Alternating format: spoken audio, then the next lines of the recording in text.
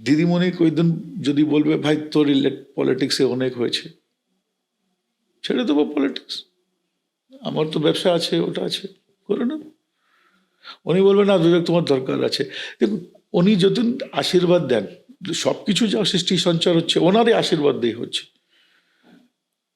কিন্তু ওনার সঙ্গে মন দিয়ে আছি, কোনো লোভ দিয়ে আসেনি। ওনার সঙ্গে 2006 দিকে আছে।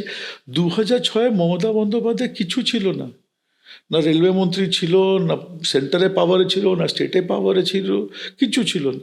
একটা নাম ছিল, একটা ব্র্যান্ড ছিল, কি যা নিজে প্রিন্সিপালের উপরে কোনোদিন কম্প্রোমাইজ করে না।